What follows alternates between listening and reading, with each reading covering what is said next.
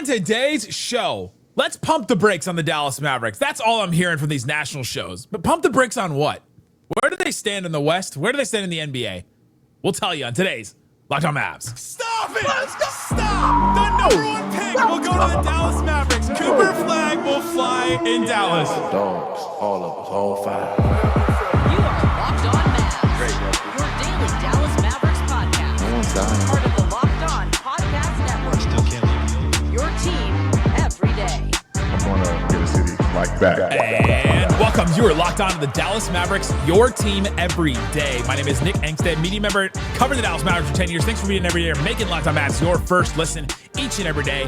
Joining me, as always, my co-host, media member, covering the Mavs for 10 years, right alongside me, the father fiend, the one more thinking. What you got for me, Isaac Harris? Yeah, shout out to my kids. Thanks for the positive comments about the kids. You got more comments about your kids than D'Angelo Russell. Typically, it's just people making fun of how I look, but we got my kids, so that's good. And my wife is back, so we shouldn't have any more kids coming and climbing on me like a jungle gym. So that's good. Just disappointed a whole bunch of people. We'll start doing off-season pods with Laker and my two kids. We're just having them in the show. Today's episode, we want to talk about where the Mavs stand in the West. Which teams in the West improved?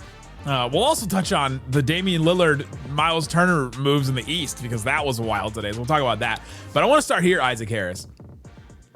I listen to a lot of national shows, including Locked On NBA, and I listen to a bunch of other ones. And I keep hearing the same sentiment. And specifically from from Zach Lowe, who said, can we pump the brakes on the Dallas Mavericks? Can we calm down on the Dallas Mavericks about this team, about them being a contender? I've heard this multiple times in multiple different ways from people.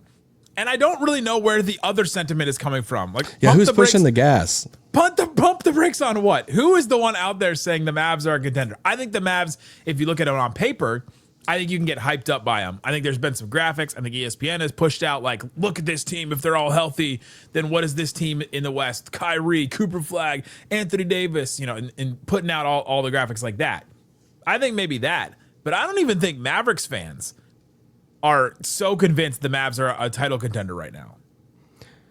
Yeah, I haven't seen too much stuff of hey, Mavs are contenders. I think it would be different if it was I've seen a lot of Denver stuff over the past 24 hours. I mean, they've done a lot of great moves and stuff. So I don't know. I just feel like I haven't seen Dallas I don't know who's really pushing the gas on the Dallas thing.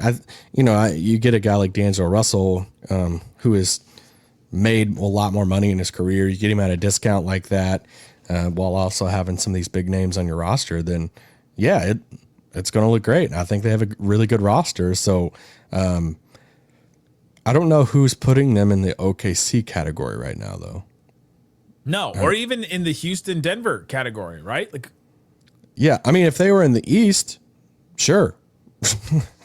I mean, I think they would be right up there at the top. You're talking about them and New York and I don't know, whoever else is not hurt right now with an Achilles. So that's but in the West, I don't think a lot of people, I mean, we're going to go through the West today of kind of where we have some teams in the Mavs and stuff, but it's I feel like OKC is on a tier of their own right now. They still are, and until somebody can beat them, and maybe Denver's moves made enough headway and bridged the gap enough, because it was a 7-game series with them, and with Denver and OKC, they were right there, and maybe Cam Johnson and Jonas Valanciunas and our old friend Tim Hardaway Jr., maybe some of those moves does bridge the gap, but it's definitely OKC 1, then Denver probably. Houston's is up there too. They're probably in the next, if you want to do tiers, they're probably in that next tier. Yeah. You love doing tiers. And then I do love doing tiers, yeah. Are the Mavs in that tier with them? It's tough because I think you could do I think some of the argument for Denver is oh, well, they're core, they've been there, done that. Well, a lot of the surrounding pieces are kind of new, even though everybody likes the fit of a Cam Johnson or Bruce Brown being back or Valanciunas or whatever. And they're still banking a little bit on an improvement in a Strother or a Watson or even Christian Brown, even though he's a pretty good player. So, and then with Houston, it's some of that is banking on a step forward from those guys. But also you're looking at, all right, well, what are you more uncertain about? The health of the Mavericks or the young guys taking another step forward in Houston? I think that's because I mean, would we all agree that if Dallas was fully healthy and you could guarantee a pretty consistent, like healthy season from all the main pieces in Dallas, I would put them in that second tier. Yeah, if you could guarantee health, like that's the thing, and guarantee Cooper Flagg is. That's why when you see the graphic, you're like, all right, I think, which it's kind of funny to me right now, the Kyrie stuff, the Kyrie timeline, because there are extremes everywhere. All right. There's some people throwing out graphics that's like, dude, this team is stacked, and doesn't even mention the injury. It doesn't even mention that he's going to come back in, late January. Yeah. I also seen a thing today of a national media guy was like, well, I mean, look at these teams. You have Boston, this was before the Dame trade. You have Milwaukee, and you have Dallas that's missing all three, like Tatum, Lillard, and Kyrie all year. So how do you properly like rank them? I'm like, what?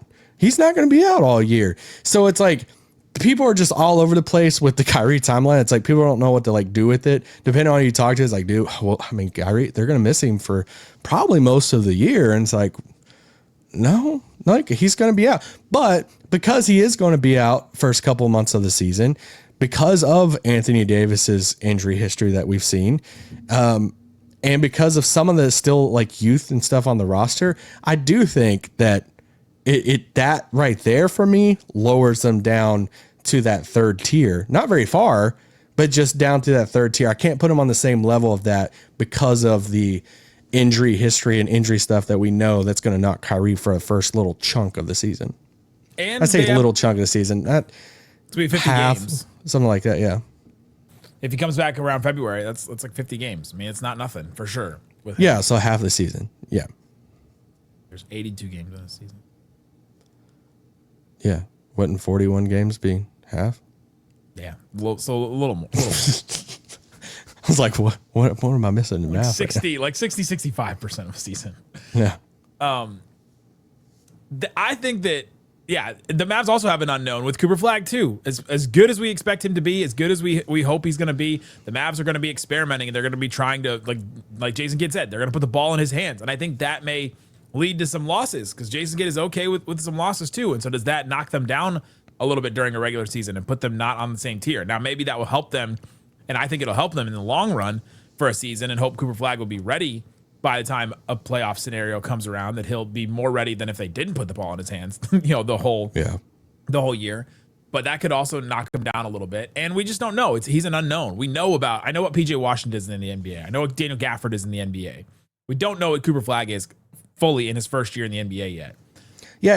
And I could be wrong in this, but I don't take Kidd's comments about putting the ball in his hands and point guard stuff as much as like regular season stuff. I think that the way I read it and the way I think is we're going to see a lot of it in the summer league and maybe some preseason stuff. I think the purpose of a D'Angelo Russell, still having Brandon Williams at some point, probably bringing back Dante Exum. I think the purpose of having a lot of those guys is they're going to be your primary point guards by committee until Kyrie comes back.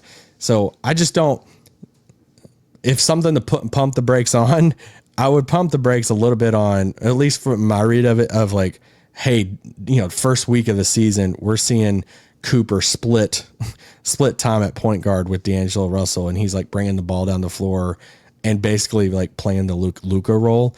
I don't think that's going to happen as much right now. No, but I do think they're going to put the ball in his hands. And I do think that listening to Nico, the way he talked about the way the team is built and what kind of players they were looking for, like when he was asked about what kind of guard he was looking for, he's like, well, we don't need a guy to run the offense. We need just a setup guy to get us organized. And I think that they do think that they're going to run offense through defense first, through Cooper defense Flagg, wins championships through everybody else. And so, yeah, that's where the Mavs are. I think that they are under the OKC tier. Houston Rockets, Denver Nuggets is in another tier, and then it's the Mavs. And that next tier, honestly, you could convince me that have all these teams in the same tier: Mavs, Clippers, Timberwolves, Lakers, Grizzlies, Spurs, Warriors. Like, No, come on. That is just an amass. Stop. Tell me who I'm wrong about. No, come on. You cannot tier. put the Lakers and Mavs in the same category right now. We'll talk about that and more. Get out. Today's episode of Locked On Mavs brought to you by Monarch Money. Monarch Money is there to help you to go through all kinds of different financial issues, or just the issue of just organization in general. We all have so many different things.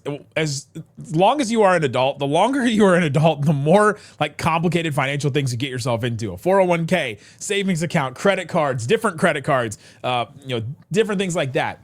Student loans. You go through all these different things, and it's hard to keep track of every single thing that you need to in your financial world. But that's where Monarch Money comes in. It's more than a budgeting app. It's a complete financial command center.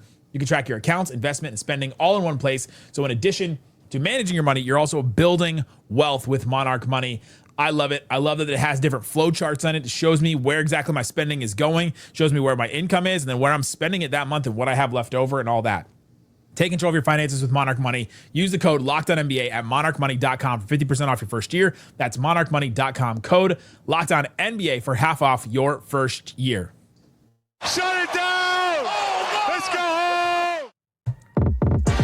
Thanks for hanging out with us on Locked On Mavs, being part of the show, part of the Raccoon Squad, listening every day. We appreciate each and every one of you for checking out the show. We have a text line, 214-643-8637. It helps support the show. You can subscribe. It's free for a couple of weeks, and then after that, you support the show. You'll get an alert every time something happens to the Mavericks. Every rumor that happens, we'll text you right away, give you our thoughts on all that. All right, Isaac, we're talking about where the Mavs stand in the West. People are saying pump the brakes on the Mavs, and I don't really know who's thinking the Mavs are up in that second tier. You may think that listening. Let us know if you think that the Mavs are in that tier. I think healthy, and if, like Isaac said, if you could guarantee health for them, guarantee Kyrie comes back healthy, all that, I think you could put the Mavs in that upper tier, and definitely fully healthy. Like if Kyrie is ready to go right now and was ready to start the season, I think I would put the Mavs up in that tier, but they're just not because Kyrie's not.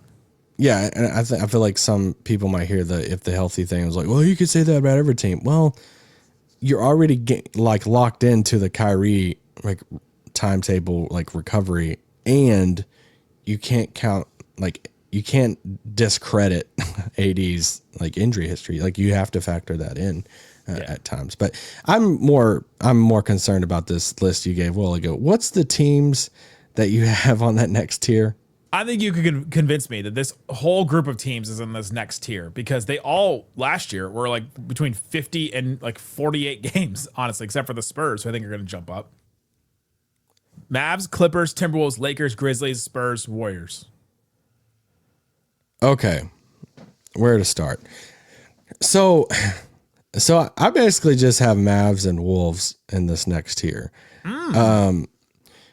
First off, the Lakers. I mean, what's the depth chart look like right now? It's tough. Jackson Hayes doesn't even have a job. Christian Wood, would he be their best center if he signed with them? Our old friend Maxi Kleba is their starting center as of this moment right now as we're talking. Yeah, so I get, hey, offseason Luka, we've all seen the picks before for many off seasons, but it's I don't know, I just can't put that roster right now, especially LeBron's situation, LeBron's age and everything. I just can't put that roster on the same level as Dallas. And even looking at a team like Memphis, I feel like they got worse. I think KCP, Ty Jerome is a drop down from Desmond Bane. They do have a brand new head coach. I think Taylor Jenkins did an incredible job as far as raising the floor of that team. But it's I don't have Memphis in that tier anywhere close to that tier because Ja's injury history, the new head coach that's a rookie head coach, and losing Desmond Bane. So you can maybe convince me on the Warriors. I need to see if do they get Al Horford? Do they keep Kuminga or turn Kuminga into something? They're kind of TBD. I'm honestly I would honestly put this right now at this current moment. I would have the Spurs over the Lakers and Grizzlies. Compared to the other two, and I could hear the Clippers. The Clippers is kind of for me in the same ballpark as the Mavs. On paper, you see the depth chart and the graphic that someone made. You're all right, like looks pretty good, but it's like, I don't know, the Kawhi stuff. There's a lot of, older guys on that team. So I don't know. I think the Mavs and Wolves are in that next group. You could convince me on the Clippers, but I think there's a clear third tier there. Okay. So you really, as you talk through it, you really only dislike the Lakers and Grizzlies in that tier. I wouldn't have the Warriors in that tier right now. Okay. Like, I mean, outside of, I'm not a big pods guy. You're asking a lot of Moses Moody at that point. Obviously, they lose Looney, but Looney has kind of lost a step a little bit. But I don't know. I mean, yeah, I think Dallas is deeper. And even with the injury stuff, I think Dallas has the depth. I think the depth of Dallas will win them regular season games. I think you're going to see that it's when you take that depth into the playoffs, then that's where the coaching stuff happens, because some of these people ain't just not playing, and you lose a game and everybody's like, well, why didn't Max Christie play? Or why didn't Caleb Martin play? Or why didn't Najee play? It's like, well, there's only so many people who can play. So, but in the regular season, you got to have the depth. And I think their depth, I think Dallas, you look at their bench, so many of those guys would probably be a seventh man on a lot of different teams, but it could be the 9th or 10th man in Dallas right now. So I just really like their depth and their bench. I disagree with one thing you just said there, like vehemently. Oh. Beginning of the 2021-22 season, Jason Kidd proved you can play every single player. In that one game. Remember that one game? He played all 15 players. Yeah. He played everybody. Power of friendship. But I want to go back to the Rockets and Nuggets and talk about a couple of the moves that they made and why we think they're a tier above. So Denver, they make these moves. They make these moves where they get Jonas Valanciunas, they get Tim Hardaway Jr., they make the trade for Cam Johnson, and then they bring Bruce Brown back. They still have some more space probably for something else too that they can do as well. I think those are massive moves. They needed 2 more rotation players, and they're basically swapping Michael Porter Jr. and Russell Westbrook for Cam Johnson, Jonas Valanciunas, Tim Hardaway Jr., and Bruce Brown. I think they got 2 more players today. Yeah, no, I love their moves. I do think it's a slight overreaction by some people. Like, I've seen them like, oh, dude, the West is wide open with them. And okay, like those moves don't put them on the same level as OKC, in my opinion. No. When was the last time we seen Bruce Brown play meaningful basketball? The last time he was in Denver. So, I mean, that's been a couple years. Yeah, so I like their moves. It's better than what they've had. It's just I think a little bit of it's been, oh, dude, it's like skyrocketed them to like the same level as OKC for like title odds or something like that. I'm like, does Valanciunas really do that for you? I feel like a lot of it still hinges on how good can Jamal Murray be. I feel like it still is that. I will say though, do you remember the splits between when Jokic plays and Jokic sits? True. Yeah. And like they just could not sit him at any point. Zeke Naji never really stepped up. Their backup center was DeAndre Jordan. Like, you're giving them a legit center that can let Jokic sit for more than like 2 minutes at a time. I think that is a big difference maker. They're also getting Deron Holmes back, who was their first round pick a year ago. Liked him. Which is also, I think we both liked him coming into the draft. And so that's another one that we'll see what happens with them. But I just think they added could get some Russ depth. back. They could get Russ back. We'll see if you don't know if that is a benefit to you or a benefit to another team. You don't know if it's going to be a turnover. You don't know if it's going to be a missed 3.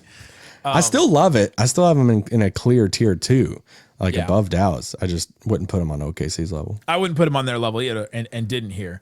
But I think that those moves were great and almost exactly what they needed. Houston, they get our old friend Dorian Finney-Smith coming back to Texas. Shout out to Dorian. $110 million career earnings after this deal. Let's go. Undrafted. Shout out to our boy. Undrafted free agent. His rookie year was the same year we started doing Locked On Mavs. Yep. Or the first year that we both started covering the team. And first year of Locked On Mavs, yeah. Sure, anyway, our career earnings and his career earnings, not the same. Unfortunately, that chart earned us. Maybe if we combine. No, I'm just kidding. Went opposite directions. We went in different directions on that. It started pretty close. Undrafted. Yeah, I like that move. The Adams, Capella, Şengün, like trio is interesting to me. They're really going for all bigs. Like, it doesn't seem like they're going to make that other big move. There's a lot on Reed Shepherd, actually, to try and step up and play a role for them. Yeah, him. I'm in handling the ball alongside Fred. I love what they did with their team. One, I think, especially when it comes to we didn't mention this with Denver, but our rookie head coach, firing Mike Malone. This is as far as like rookie first full season. I think Ime is one of the best coaches in the league. So you factor in Ime, you factor in all the young guys taking another step forward. Everybody was like losing their minds over Amen last year. Yeah.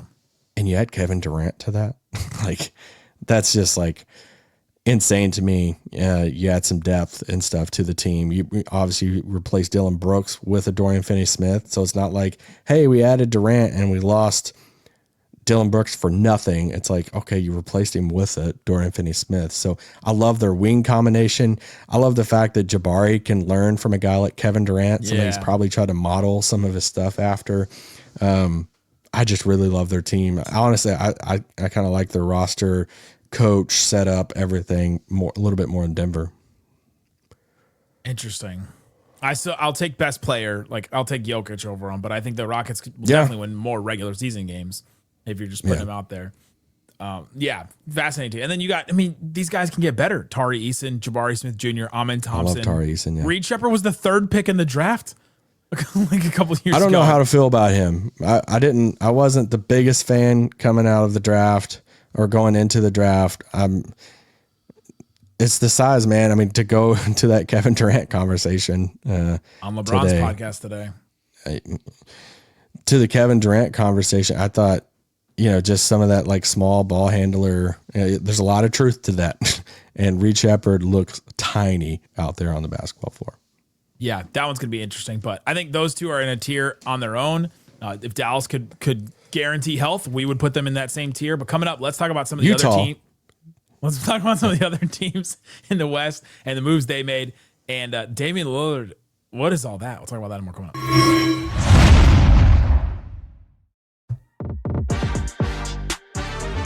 All right, Isaac, we're talking about the NBA's Western Conference. It just keeps getting better and bigger. Like, you start looking through. I posted today at Nick Van Exet. I posted all the teams that have size. Like, you have the three guys for the Mavericks, the 3-7 footers. Denver gets Jokic and Jonas Valanciunas. You have Houston with their three guys we just mentioned. The Clippers got Zubats and they got Brook Lopez now. It's just like everybody has multiple 7-footers now. Like, size is just all of a sudden an epidemic in the West. Well, you have to have the flexibility of it. Like, even like you look at a thing like Houston, the Capella thing is kind of weird to me, but let's just say Steven Adams. It's like, all right, you bring Adams back. He really can only play the 5. Şengün can maybe play the 4 at times or whatever, but because they like to play some double bigs at times. But it's like, at least 3 times a year against the Warriors. You got to have that flexibility to be able to go big. Just like having the flexibility to be able to go small at times for lineups, you have to have that flexibility too, or at least the best teams. There were different times in the playoffs. You've seen OKC, they went away from the double big lineup. They went away from, and then at times they had Chet and Hartenstein out there at the same time. They went out and paid a premium price for Isaiah Hartenstein. So it's like, you just got to have the flexibility of it. So I get it. I understand. And this is why Gafford, for Dallas, it's like, hey, when you have a third center on your team, it's a great luxury to have if you can afford that.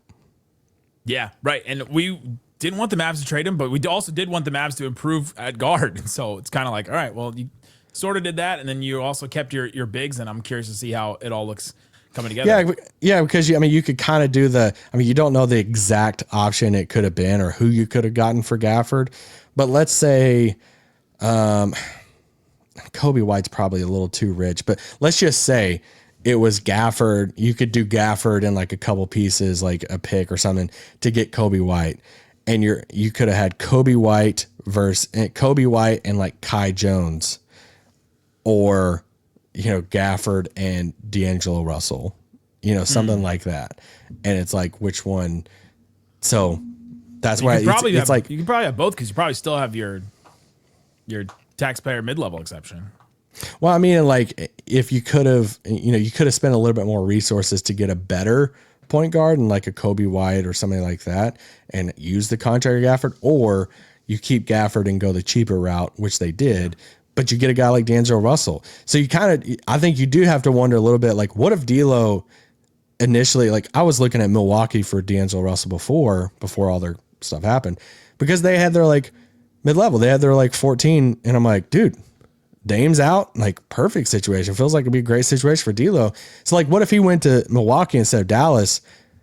Would we have seen them shift then and trade a Gafford or whoever to go get someone else if they thought to drop down to like a Brogdon or another free agent? But that's not the case. So it looks like we can keep Gafford and bring in D'Lo. The Clippers, they kind of only added Brook Lopez. It's all right. We'll see what happens with them. I'm still not really worried about them in a playoff setting with James Harden. Like that seems to be where the Clippers are kind of stuck. The Minnesota Timberwolves, they didn't really make a ton of moves. They re-signed Nasri. They re-signed Julius Randle. It's like they lost Nickeil Alexander-Walker. The Spurs getting Luke Cornett the other night and then adding Dylan Harper. What do you think about the moves that they've made? No, I like them. Yeah, I mean, everybody forgets about the De'Aaron Fox move, including myself at times. So Fox and Wemby, with their young guys and Castle and Vassell and stuff, HB's still there, Sohan's still there. So, I mean, just to add a guy like Cornette, I mean, it's the best backup big Wemby's had in his time there probably. So, and Dylan Harper, I mean, however you feel like whatever rookie curve he's going to have, like he's pretty dang good. So he's going to have an impact on the team. So, yeah, I mean, and Carter Bryant, Carter Bryant's a solid pick too, another lottery pick. So their path up is kind of scary. The Texas Triangle is unbelievable right now. I have to start to look back and see if this is the best that these three teams have been at the same time. There's been some really good seasons with all of them, but I wonder how many times all three Texas teams finished in the top 6. That'd be interesting. The Lakers. Somebody look it up. Put it in the comments. The Lakers Intern are a mess right now. Who? If they get DeAndre Ayton, does that change anything about what you think about them? You mean the guy that they just emptied the notebook on in that athletic piece? Like, hey, let us tell you why we shopped him and no one wanted him, and then we're going to pay him $25 million not to play here next year. So let me tell you why that's happening. And yeah, at least there's no ice in LA. And they're not like guaranteed to get him. Like the Pacers signed him to that offer sheet a couple years ago, and like they need a center now, and so he could go to the Pacers. It'd be hilarious. Then what do the Lakers do? I still feel like they're going to get Claxton, but Nick Claxton from the Nets. Yeah, I feel like Luka's liked Claxton for a while, so I don't know, but I don't know how many of these moves are in favor of Luka right now. Did you see the story about Rob Pelinka from Dave McMenamin saying that he wants to save up cap space for 2027? I put that in my veins. I thought it was the funniest thing ever. That's the first time that I heard a quote from the Lakers side of things where I felt bad for Luka. That's 2 years from now. So it's like, Rob, this is what happens when you can't get all the other GMs to come to Ascension with you. But it made me really, when I heard that story, it made me question and then the story from Anthony Irwin that Zach Lowe kind of confirmed today, that Rob Pelinka was going around to GMs and going around to other teams and talking about saying Dorian Finney-Smith's knee was like cooked and trying to lower his value so they could bring him back on a cheaper number. And apparently that got back to Dorian. You don't freaking mess with Dorian. All right? That to me was like, pissed me off. I'll defend Dorian until I die. Absolutely same in every conceivable way. Rob Pelinka again. What are the Suns right now? I don't know. I'm not anti what they're trying to do. I think their starting five right now is like Booker, Jalen Green, Dylan Brooks, Ryan Dunn at the 4, Mark Williams. It's like it's not terrible, but it's also not that great either. No. Yeah. I mean, Brad Beal, baby. Brad Beal coming off the bench. NBA Ted Cruz himself, Grayson Allen, Royce O'Neal, Can we do a Malawatch. Brad Beal for LeBron trade? They got Rasheer Fleming and Kobe Bryant, and they got the guy coming over from the EuroLeague. Kobe Bryant out of Kentucky, dude is a sniper. Yeah. I liked him. He's a really, really good shooter. They could start a really good lineup of shooters that don't defend at all. It would be pretty be something. Yeah, but they got a rookie head coach too. I think it's a different feel for it. If I was a Suns fan, I'd be a little bit more relieved now, as much as you can with Ishbia as your owner. But it's like, I don't know. It just, you're going to sign Booker to your extension. You're finally getting some younger guys in there. Malawatch fell into your lap. Yeah. I like Fleming a lot. So I don't know. I think it's kind of enjoyable. It's the Pelicans, man. Like I mean, we joked about them, but it's just like, how do you predict them? Anybody who has a firm opinion on the Pelicans for next year, I call bullcrap. There's no way. There's no way you can say that they're going to be at the bottom. I don't think there's any way you can say they're in the top 6. If anybody's saying anything besides, I don't know, we'll just see what happens, then I don't believe you. So much random talent. Okay, Damian Lillard gets stretched and waived today. Miles Turner finally that was insane. Moved off of the Pacers, but not traded. So he never really got traded by the Pacers after all the trade rumors every single year. What was your reaction? My heart honestly just went straight to Pacers fans. And That's just tough. like, you make it to the finals on this magical run, and then you see the Halliburton injury in literally the last game of the season. And now you see your most tenured player go because your owner doesn't want to pay. Whenever for the past 6 months, all we have heard is Indiana's prepared to go into the tax. I mean, it's going to be the first time and it's just like, all right, cool. I get the Halliburton injury. You don't want to pay it in this year. That's probably a down year, a gap year. But I felt for them. I thought it was insane. Let me just say this. Let me sound off on this real quick. For everybody who goes into every freaking offseason and says, well, what's going to happen? No one has cap space. This is the only team that has cap space. You never know what is going to happen for somebody to open up cap space. You can't discredit everything that could possibly happen in the offseason because we're like, oh, dude, it's just Brooklyn with cap space. I don't know what X, Y, or Z player is going to do. Teams get creative all the time. So as soon as the Miles Turner deal happened, I was like, the crap? No, like, where'd they get that money? Milwaukee doesn't have cap space. But what happens? They freaking stretch Damian Lillard. And it's like, that's insane. But that was the way for them to open up a crazy amount of cap space to get Miles Turner, and they dumped, Connaughton too. But I don't know what it means for Milwaukee. Shout out to them just swinging for stuff for Giannis. But I felt for Pacers fans, and I did not feel for Damian Lillard because, I mean, this dude is raking in cash for the next 4 or 5 years for not playing with them, and now he gets to go rehab in Miami or Golden State. Or wherever he wants, yeah. Well, he could go back home to Oakland, or he could go to Miami, where he's wanted to go for the past few years. So hats off to him, bro. It's a great move for him. But Giannis is very mad about it. Don't get me started on that. Giannis is mad. Yeah, that story is wild. The way that they're going to pay him, if I squint, I can kind of make sense of what Milwaukee did. Because you're going to pay Dame $50 million the next 2 years, and the first year's already dead money because he's going to be out. So you're paying Miles Turner $25 million. So you're paying him and then you're paying the 22 of dead money. So you're really paying $10 million less for Miles Turner than Damian Lillard over the next 2 years. We're doing some really big mental gymnastics right now. You have to. And then but I get what you're saying, yeah. Then you're paying $40 million for Miles Turner over the next 4 years, and then you have the 1 year of dead money. It's like, I actually do love the Miles Turner fit with Giannis, by the way. Yeah, it'd be great. He's like the younger, better version of Brook Lopez right now. But it's all it's the backcourt stuff that I'm like. Well, what backcourt? Kevin Porter, baby. Kevin Porter Jr. They have 2 Garys at shooting guard, Gary Trent and Gary Harris. Gary squared. And our boy Kuzma, he's going to be traded in the next 48 hours. they're gonna trade. You know where he's gonna go. You know where he's gonna go. Where? What? Okay. The Lakers. Fanspo. Which salaries from New Orleans match with Kuzma? Oh my gosh, that would be incredible. It's DeJounte Murray. I just feel like they're gonna trade Kuzma and like I think they have a first they can trade or something to go get like a guard somewhere around the league. And we're gonna be mad because they're gonna get a guard that we were like, oh, the Mavs gonna get a guard. Like, oh, let's go. Or that's like a Cole Anthony team when he's bought out. Kuzma makes 22.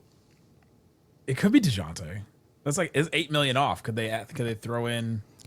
They already traded Pat Connaughton today, right? So they can't do that. Yeah. Yeah, interesting. All right, well, that's our thoughts on the Western Conference. That's our thoughts on Damian Lillard and that whole move and that whole thing. Wild stuff over there in the East. We'll be back tomorrow with more Locked On Mavs. Subscribe to the text line 214-643-8637. Thanks so much for listening to Locked On Mavs. Peace out.